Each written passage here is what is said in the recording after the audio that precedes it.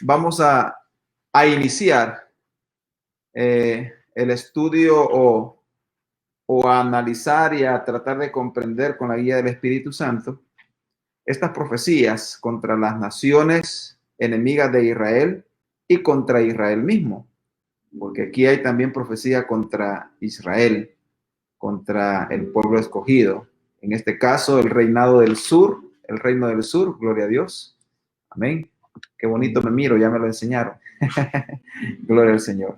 Entonces iniciamos con la presentación, hermanos, y abra su corazón, deje que el Espíritu Santo le hable en esta noche. Y la gloria sea para el Señor, hermanos. Yo le invito a usted a que lea el libro de Isaías y que no lo vea como un libro, wow, incomprendible. No, hermanos. La palabra de Dios dice que el Espíritu Santo es el que nos ilumina y nos ayuda a entender su palabra. Así que solamente dedíquese a leer la palabra de Dios y usted va a recibir de Dios lo que debe de recibir. Ahí tenemos la parte, vamos a estudiar capítulo 13 al 16. Como les decía, aquí hay una pequeña introducción sobre las profecías sobre Israel y las naciones enemigas de Israel. Los capítulos del 13 hasta el capítulo 23, estamos hablando de 11 capítulos, hasta el versículo 18 del capítulo 23 de este libro, registran los juicios pronunciados sobre las naciones extranjeras y la apóstata Jerusalén. Jerusalén viene a ser, como lo hemos dicho varias veces, el reino del sur, conocido como Judá o conocido también como Benjamín. La profecía que está en estos capítulos sobre Jerusalén se refiere a Judá, el reino del sur. Estos capítulos también enseñan que todas las naciones y todos los pueblos deberán dar cuentas ante Dios. Aquí no se escapa nadie. Todos los pueblos deberán dar cuentas ante Dios. Algunos de estos pueblos simbolizan en sí, en general, a la humanidad, como es el caso de Babilonia. Cuando se habla de Babilonia en el libro de Isaías y lo comparamos con la Babilonia que se menciona en Apocalipsis, estamos hablando prácticamente de todas las naciones que se oponen a Dios. Dice que serán juzgados y destruidos todos los que se oponen a Él y a su plan divino de salvación. Todas las naciones, incluyendo Israel, serán juzgados y destruidos. Dice todos los que se oponen a Él y a su plan divino de salvación.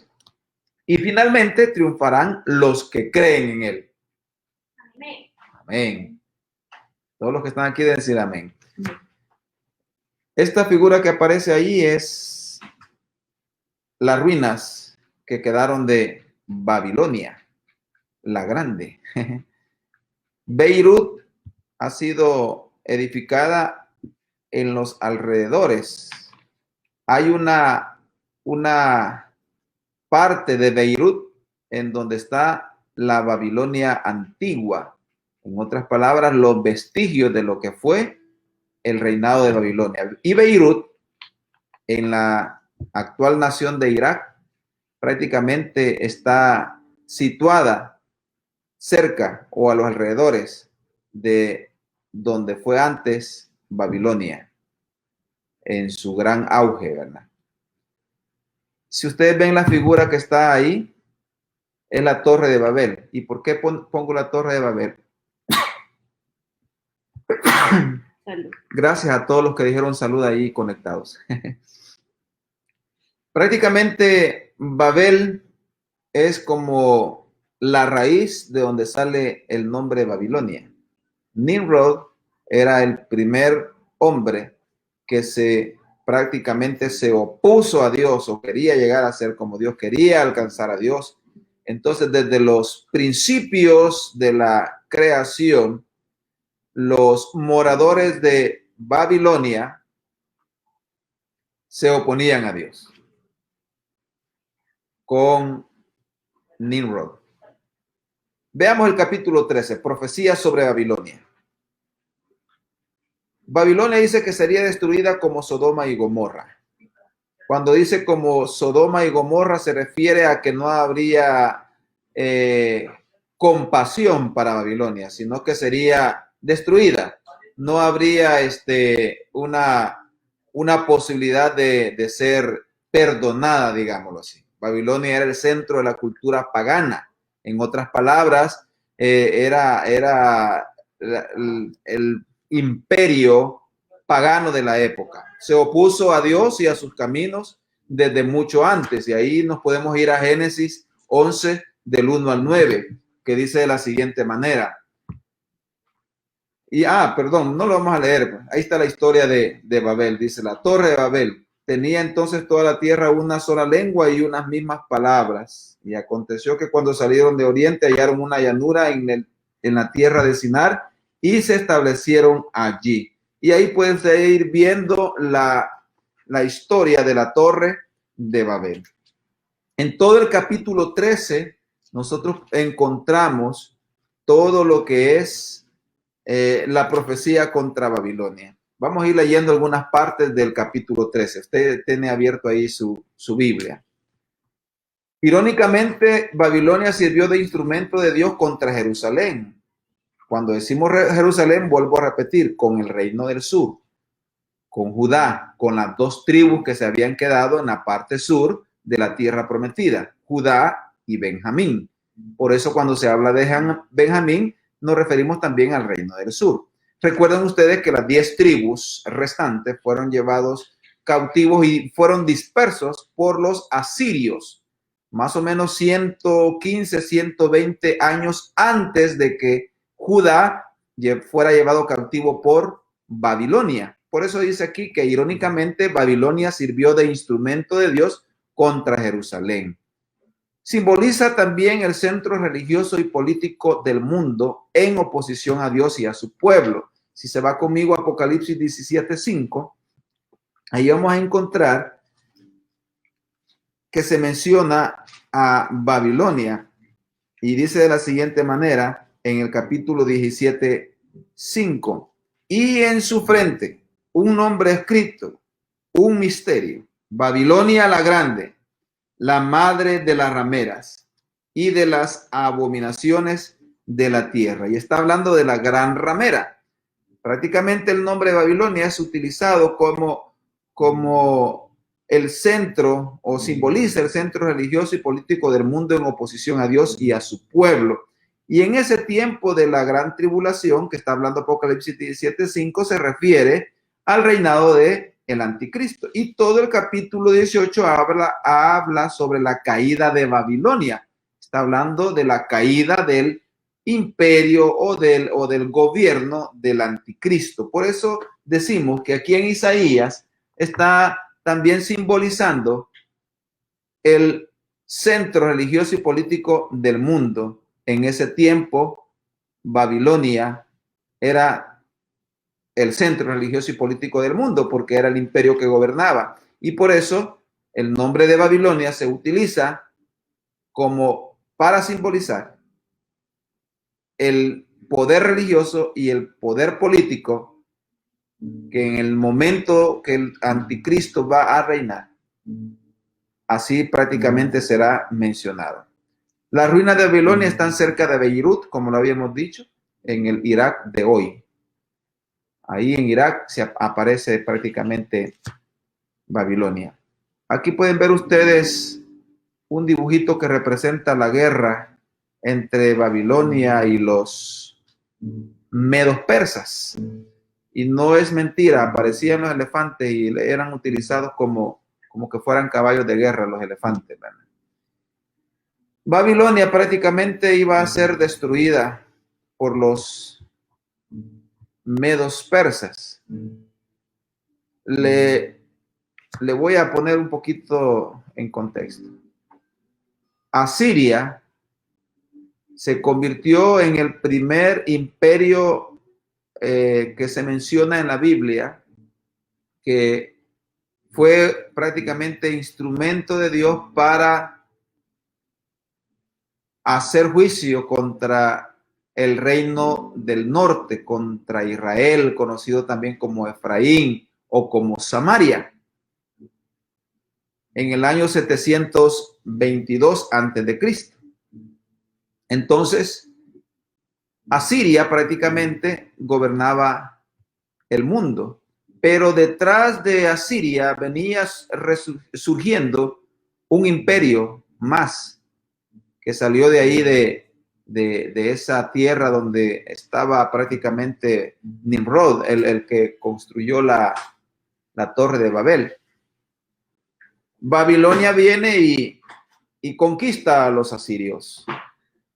Y luego de los asirios, si nosotros nos vamos al libro de Daniel, encontramos ahí la estatua que en un sueño Nabucodonosor veía, ¿verdad?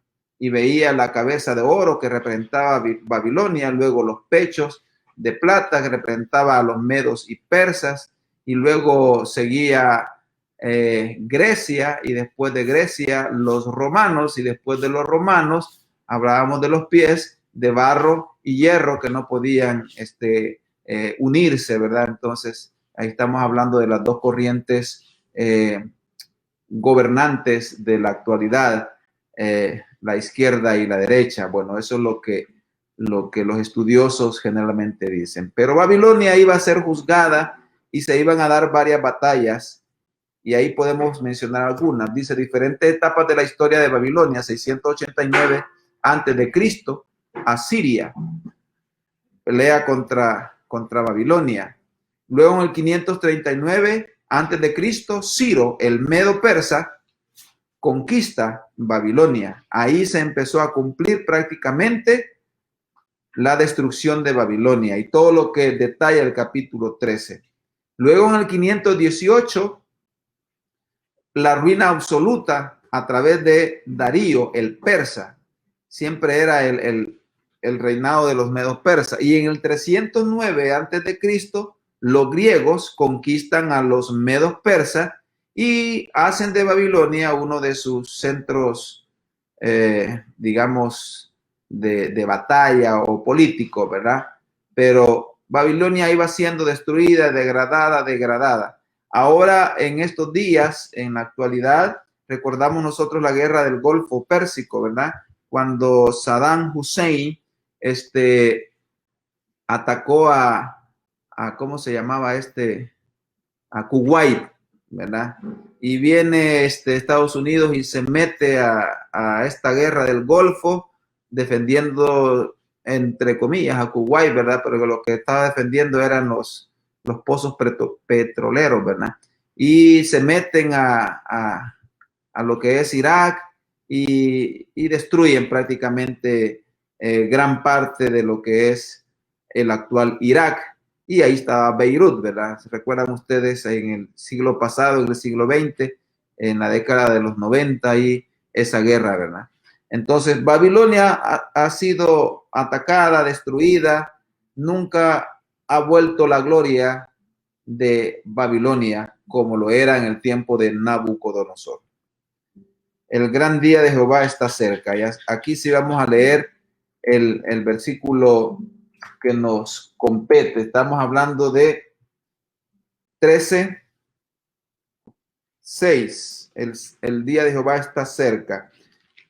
13:6 dice de la siguiente manera: aullad, porque cerca está el día de Jehová, vendrá como asolamiento del Todopoderoso. Por tanto, toda mano se debilitará y desfallecerá todo corazón de hombre, y se llenarán de terror, angustias y dolores se apoderarán de ellos. Tendrán dolores como mujer de parto, se asombrará cada cual al mirar a su compañero, sus rostros de llamas. He aquí el día de Jehová viene, terrible y de indignación y ardor de ira, para convertir la tierra en soledad y raer de ella a sus pecadores. Fíjese bien que en el versículo 9 dice: para raer la tierra, para convertir la tierra en soledad. En otras palabras, está hablando de un juicio no solamente para Babilonia.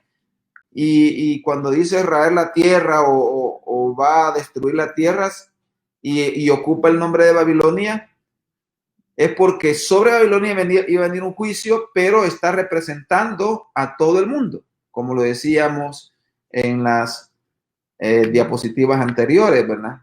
Que Babilonia representa el control religioso y político del mundo. La destrucción de Babilonia es un preámbulo de la destrucción de los enemigos de Dios. No solamente es para Babilonia esta profecía, se ocupa a Babilonia en una forma directa, la destrucción sobre ella, pero también está simbolizando la destrucción sobre el mundo entero, sobre los enemigos de Dios. Esta es una expresión que anuncia los 7 años de tribulación. Cuando se habla de el día de Jehová, estamos hablando prácticamente de lo que es la tribulación, los 7 años de tribulación. También anuncia el juicio final que viene sobre la tierra. Cuando habla de nunca más será habitada, y está hablando de siempre de Jerusalén, perdón, de Babilonia, de Jerusalén, nunca más será habitada.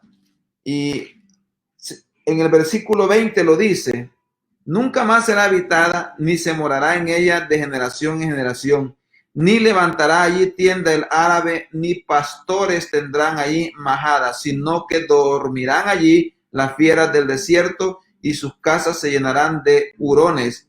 Allí habitarán avestruces, y allí saltarán las cabras salvajes. En sus palacios aullarán hienas, y chacales en sus casas de deleite. Y cercano a llegar está su tiempo, y sus días no se alargarán. Cuando nosotros leemos esta expresión,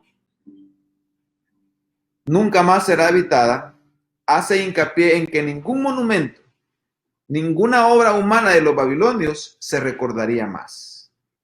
Babilonia en su tiempo de imperio fue uno de los más bellos imperios que existían.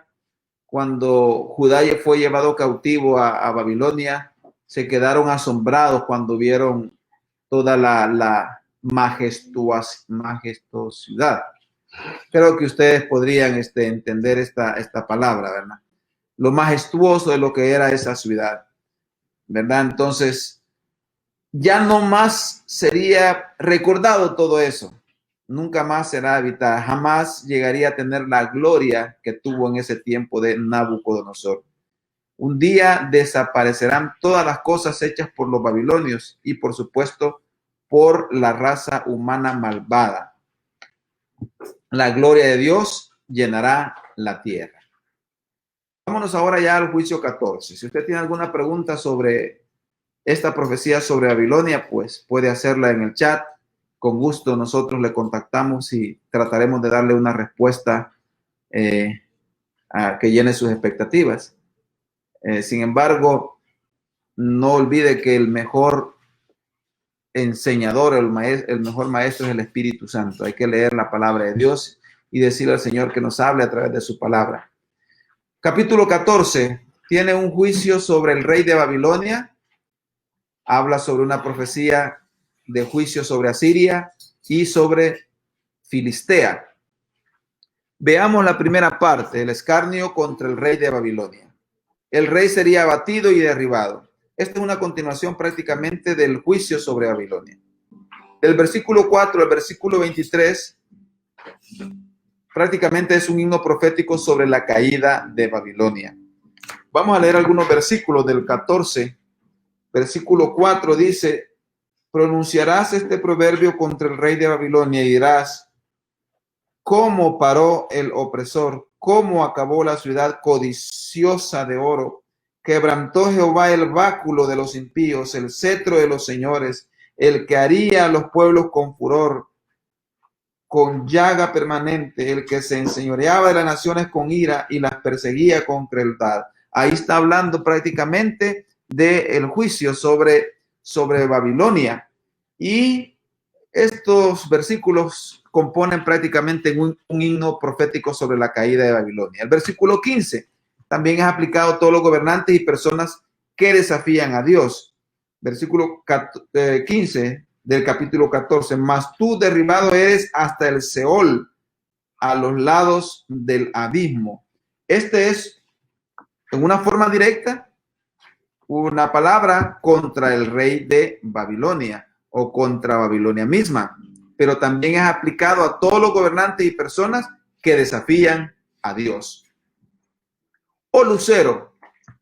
Cuando nosotros oímos este nombre, siempre nos viene a la mente a Satanás, ¿verdad?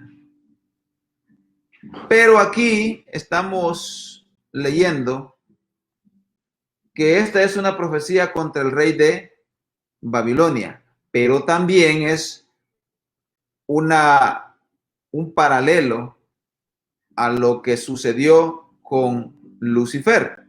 Vamos a leer los versículos 12 al 15. Dice que además de referirse al rey de Babilonia, estos versículos del 12 al 15 son una velada referencia a Satanás. Y luego vamos a leer Lucas 10, 18. Veamos Isaías 14, 12. Y dice así: ¿Cómo caíste del cielo, oh lucero, hijo de la mañana? Cortado fuiste por tierra, tú que debilitabas a las naciones, tú que decías en tu corazón, subiré al cielo en lo alto, junto a las estrellas de Dios, levantaré mi trono y en el monte del testimonio me sentaré, a los lados del norte. Sobre las alturas de las nubes subiré y seré semejante al Altísimo. Mas tú derribado eres hasta el Seol, a los lados del abismo.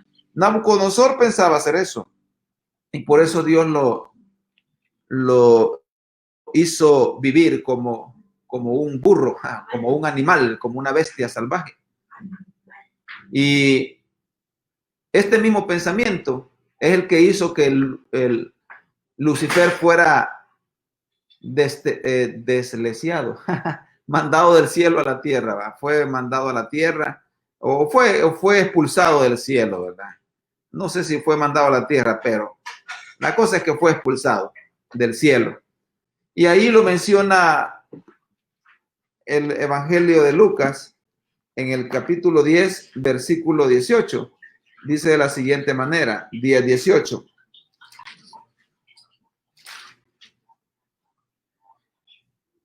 Y les dijo: yo veía a Satanás caer del cielo como un rayo. En otras palabras, ninguno que se quiera comparar a Dios será victorioso, saldrá victorioso. Nadie. Por lo tanto, estos versículos se refieren tanto al rey de Babilonia que quería llegar a ser como Dios, como también se refieren a Lucifer, ¿verdad? Por eso, cuando se lee esta porción, se recuerda a la caída de Lucifer, que ahora es conocido como Satanás. De igual manera, se hacen referencia a la caída del anticristo de los postreros tiempos, que gobernará sobre Babilonia. ¿Y por qué está Babilonia entre comillas? Porque ya dijimos que Babilonia está representando prácticamente a lo que es el mundo entero. Veamos lo que dice Apocalipsis 13:4 acerca de este tema. Y dice aquí: y adoraron al dragón que había dado autoridad a la bestia, y adoraron a la bestia diciendo: ¿quién como la bestia? ¿Y quién podrá luchar contra ella? Está haciendo referencia al poder momentáneo que va a tener el anticristo en los 7 años de la tribulación, y que de igual manera caerá porque querrá ser como Dios. Asiria será destruida. Aquí encontramos una profecía contra Asiria. Recuerden ustedes que Asiria fue el imperio que llevó cautivo y dispersó al reino del norte, a las 10 tribus, a lo que nosotros también conocemos como Samaria, como Efraín o como Israel. Asiria también iba a ser destruida por esa causa. ¿Y quien se encargó de eso? Fueron los babilonios. Dice que Dios no permitió que el reino del sur, es decir, Judá, fuera disperso como lo fue el reino del norte, Israel, por los asirios. Dios aplastaría al ejército asirio. Y ahí lo vemos en Isaías, el cumplimiento de esta profecía lo vemos en Isaías 37, del 21 al 36. Y también lo vemos en Segunda de Reyes, capítulo 19, cuando Babilonia prácticamente conquista y destruye a los asirios. Les pongo otra vez el orden cómo iban los imperios. El imperio asirio, después de los asirios, Babilonia, después de Babilonia, los medos persas, luego los griegos y después de los griegos, los romanos. Y hasta ahí terminó los romanos y luego está los pies, ¿verdad? De hierro y de barro que representan tanto a los romanos como a los otros pueblos que no pueden unirse con ellos, que es ahora la actualidad. Ese mapa que ustedes ven ahí tiene prácticamente la distribución de la tierra prometida en el tiempo de los dos reinos. Si ustedes pueden ver ahí el ocre pálido o naranja, ese ocre pálido es el reino del norte, Israel. Y si ven ustedes el verde claro arriba, en la parte de arriba, ese es lo que conocemos como Amón. Y más, no, perdón, esos son los amalecitas. Abajo, la parte anaranjada, en la parte de en medio anaranjada, esos son los de Amón. Y abajo está los moraditos, que son los de Moab. Y a un lado de los moraditos, entre el Mar Muerto y la parte roja, está Judea, que es el reino del sur. Siempre pueblo de Dios, ¿verdad? Y la parte roja es Judea, perdón, Filistea. Y abajo está Edom, que son prácticamente pueblos descendientes de Lot, de Noé, de Esaú, todos esos son descendientes. Pero ubiquémonos ahorita donde está Judea y donde está Israel. Judea es el Aqua o celestito. Y arriba de Judea está algo así como un ocre pálido, que es Israel, el reino del norte. Ahí están los dos reinos. Y alrededor de ellos está Filistea, que está en color rojo. Abajo está Edom, que son los descendientes de Esaú. Luego el moradito es Moab, que son los descendientes de Lot. Y arribita de los moraditos está Amón, otro de los hijos de Lot. Y arriba están los amalecitas. Bueno, esos son los pueblos que estaban alrededor prácticamente de Israel. Enemigos de Israel desde el principio de la historia del pueblo de Dios. Todavía hasta hoy, como pregunta mi esposa si hoy todavía son enemigos. Todavía son enemigos. Vamos a hablar sobre la profecía de Moab. Esto se encuentra en el capítulo 15 y 16. ¿Quién es Moab? Está ubicada al este del Mar Muerto. Ahí vimos dónde está ubicada. Si nos vamos a la diapositiva anterior, es lo moradito, Moab. Esta profecía va contra ellos, contra Moab. ¿Y quién era Moab? Ahí pueden verlo ustedes ubicado a la parte derecha, digámoslo así, de la parte Aqua. El Aqua es Judá, el reino del sur. Y a la mano derecha ustedes pueden ver a Moab, enemigos de prácticamente de Israel, de todo el pueblo de Dios. Y esa parte donde dice Moab, donde está lo moradito, es actualmente Jordania. Toda esa franja derecha, digámoslo, de nuestra pantalla, del río Jordán, todo eso es Jordania, enemigo de Israel. Sin embargo, actualmente, pues, Jordania e Israel aparentemente están en supuesta paz. Como decíamos, Moab está ubicada al este del Mar Muerto, actualmente Jordania. Siempre ha sido enemigo de Israel. cuando iban de camino hacia la tierra prometida, durante los 40 años, pasaron por estas tierras y no los quisieron dejar pasar. Más bien los atacaron al pueblo de Israel. Imagínense ustedes de dónde viene el pleito entre esta gente. Y son descendientes de un mismo linaje, ¿verdad? Son descendientes de Sem. ¿Se acuerdan ustedes de dónde viene Sem? Sem, Cam y Jafet. Ahora, Israel y Moab, los dos son descendientes de Sem, son los semitas. Pero la diferencia entre Moab e Israel es que los descendientes de Moab vienen de Lot y Israel viene de Abraham, ¿verdad? Ahí es la diferencia. Pero ambos vienen de Sem, uno de los hijos de Noé. ¿Se acuerdan? Va Sem, Cam y Jafet, los tres hijos de Noé.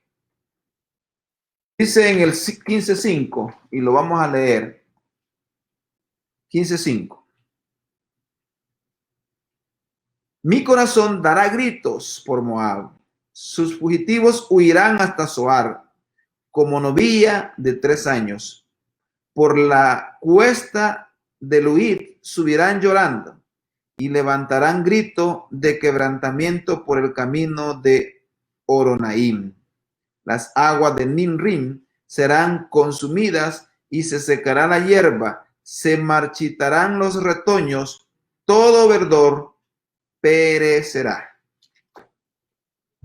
Wow, qué terrible, ¿verdad? No habría nada verde en Moab. No habría prácticamente agricultura o cultivos que progresaran. Y cuando dice mi corazón dará gritos por Moab, prácticamente el sufrimiento de los moabitas, como vería Isaías, es lo que Isaías está expresando ahí, mi corazón da gritos. O sea, al ver la visión o lo que le estaba diciendo a Isaías que escribiera sobre lo que iban a padecer los moabitas, Isaías lloraba, se lamentaba porque estos hombres no se iban a arrepentir. Por lo tanto, vendría sobre ellos calamidad, juicio. Los creyentes no debemos de desear la perdición de los impíos, y tomar la actitud de Isaías es lo mejor que podemos hacer. Llorar o lamentarnos por la perdición de los impíos. Por lo contrario, en vez de desearle la muerte a los malos, deberíamos de predicarles la salvación. Siempre espero un amén. Y fíjense ustedes lo irónico. Moab, enemigo del pueblo de Israel, no los quiso dejar pasar en paz cuando iban hacia la tierra prometida, cuando venían de Egipto. Pero Judá se iba a convertir en el refugio de Moab. Y aquí lo podemos leer en el capítulo 16, porque todo el 15 y todo el 16 está hablando sobre la profecía contra Moab. En el 16 del 1 al 5, veamos lo que dice. Enviad cordero al Señor de la tierra, desde Sela del desierto al monte de la hija de Sión. ¿Y cuál ave? ¿Quién era la hija de Sión? Judá, ¿verdad? Ya lo sabe usted.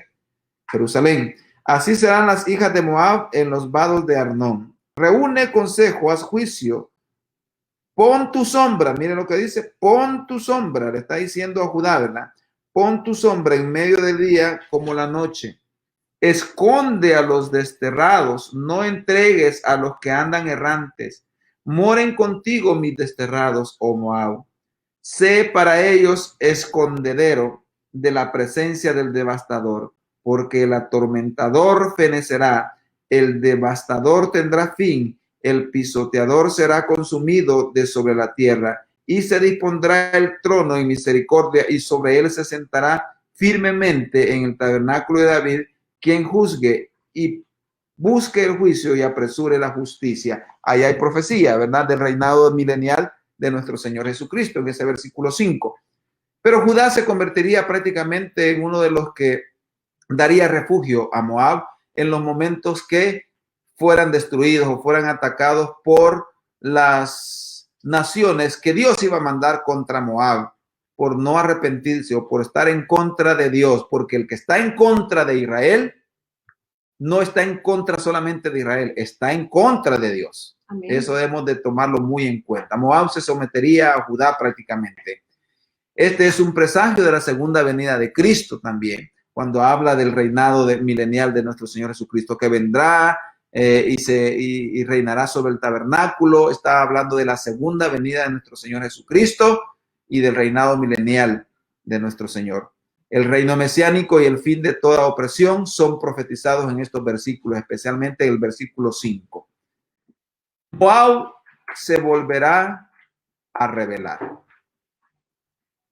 Tristemente, los seres humanos no entendemos. Lo decíamos en la predicación del día domingo. Solo cuando estamos siendo oprimidos, no volvemos a Dios, como en el tiempo de los jueces. Israel pecaba, se olvidaba de Dios, venía Dios y le mandaba una prueba cuando eran oprimidos, buscaban a Dios, mandaba a Dios un juez, como en el caso de Débora, de Gedeón, de Sansón, y mientras estos jueces vivían, el pueblo buscaba a Dios. Pero una vez moría el juez y volvían a olvidarse de Dios, entonces venía Dios y le mandaba una vez más opresión o algún pueblo que los oprimía, y así era lo que estaba pasando el pueblo de Israel. Así somos nosotros los seres humanos, como Moab. Moab se volvería a rebelar y volvería a caer juicio sobre él. Jordania ha sido siempre un enemigo de Israel, como lo habíamos dicho, aunque actualmente hay un aparente ambiente de paz entre Israel y Jordania. No oímos de que Jordania le tire misiles a Israel, aunque están bien cerca, ¿verdad? Entre Egipto e Israel también hay un supuesto, ¿verdad? Por ahí tratado de no agresión. Los que no tienen tratado con Israel es su otro vecino, que es Siria, que acá sí hay problemas ahí en esa frontera. Y por supuesto los palestinos, que están prácticamente inmersos en la tierra de Israel, ¿verdad? Pero hablando de Jordania, lo que conocemos nosotros como Moab y ahora Jordania, ellos iban a recibir esta profecía de juicio. El orgullo y el no reconocer a Jehová llevarían a los moabitas a la destrucción en los tiempos de Isaías, y nunca más se levantarían como un pueblo agrícola. Y por eso nosotros podemos leer en el versículo 10, la destrucción alcanzaría la producción agrícola. Y dice así, 16:10, quitado es el gozo y la alegría del campo fértil. Entiende esto, ¿verdad? No habría gozo ni alegría porque no habría campo fértil. En las viñas no cantarán ni se regocijarán, no pisará vino en los lagares. El pisador he hecho cesar el grito del lagarero. En otras palabras, ya no producirían lo que tanto producían. Amados hermanos, estas profecías de juicio contra estas naciones debemos de tomarlas muy en cuenta nosotros. Que todo aquel que se opone a Dios, todo aquel que no se humilla ante el Todopoderoso, recibirá juicio. Vendrán pruebas, vendrán dificultades y nos harán volver al Señor, como en estos tiempos, ¿verdad? Mire cuánta gente se ha afirmado en estos días. No esperemos, hermanos, que venga otro virus, que venga otra calamidad. Bueno, el país ha estado en estos meses sometido a varias situaciones que nos han puesto en zozobra, ¿verdad? Como la tormenta Amanda, no sé cómo se llamó la otra, pero venía seguidita, la pandemia, el virus. Hoy estaba oyendo una noticia de que somos uno de los países centroamericanos que la economía es la que ha sido más golpeada. la plaga de langostas que hubo, supuestamente hubo, ¿verdad? Aunque gracias a Dios no hizo estragos. Las profecías de terremoto que supuestamente hay sobre El Salvador, ¿verdad? Y ustedes saben que estamos en el Valle de las Hamacas. Todas esas cosas, no esperemos ninguno de esos juicios. ¿Y por qué estoy diciéndoles que no esperemos esos juicios? En otras palabras, no provoquemos a Dios. Mantengámonos fieles al Señor, vivamos en santidad. Y cuando vengan estas pruebas, usted y yo estaremos tranquilos, porque de venir van a venir, pero que no nos afecten a nosotros es nuestro anhelo. Y para eso debemos de mantenernos fieles y vivir en santidad. Y si nos toca morir, pues preparémonos para la muerte. Y si Cristo viene antes que muramos, estemos listos también, porque es inminente. La venida del Señor está cerca. El rapto de la iglesia está cerca. Y si no es el rapto de la iglesia, cualquiera de estas calamidades que está pasando en el mundo y en El Salvador, también nos pueden llevar, ¿verdad? Así que estemos preparados para las dos cosas. Que Dios les bendiga y gracias a Dios por este estudio. Señor, te damos gracias. Eres grande, eres hermoso. Gracias por tu palabra. Gracias, Señor, por los conocimientos que esta noche hemos recibido. Señor, gracias por que tu Espíritu Santo, Señor, ha estado con nosotros. Bendice nuestras vidas, bendice nuestras familias, Señor, y ayúdanos a entender que debemos vivir fieles a ti en santidad, Señor, y no esperar estos juicios, Señor, tal y como le vinieron a estas naciones, no esperar que venga juicio sobre nosotros para entender de que tú eres Dios, de que tú eres el grande y que cumples tus promesas. Bendito y alabado sea tu nombre por siempre. Amén.